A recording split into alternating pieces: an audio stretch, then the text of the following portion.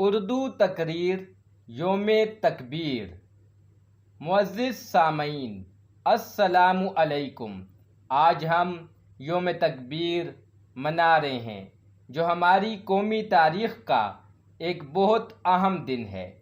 28 مئی 1998 کو پاکستان نے کامیابی کے ساتھ ایٹمی دھماکے کیے اور دنیا کو یہ پیغام دیا کہ ہم ایک خود مختار اور مضبوط قوم ہیں۔ یوم تکبیر صرف ایک دن نہیں، بلکہ یہ ہماری قوم کی غیرت، عزم اور قربانیوں کی علامت ہے۔ یہ دن ہمیں یاد دلاتا ہے کہ ہماری فوج، ہمارے سائنسدانوں اور ہماری قیادت نے دشمن کے ہر ممکن دباؤ کو نظر انداز کرتے ہوئے پاکستان کو ایٹمی طاقت بنایا۔ یہ دن ہمیں اتحاد، ایمان اور قربانی کی یاد دلاتا ہے۔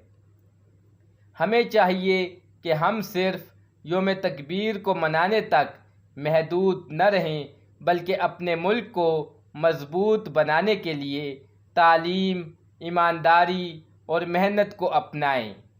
آخر میں ہم ان تمام شہداء اور محسنوں کو خراج تحسین پیش کرتے ہیں جنہوں نے پاکستان کے تحفظ اور ترقی کے لیے اپنی جانیں قربان کیں۔ اللہ تعالی ہمارے پاکستان کو ہمیشہ سلامت رکھے، آمین۔ پاکستان زندہ باد۔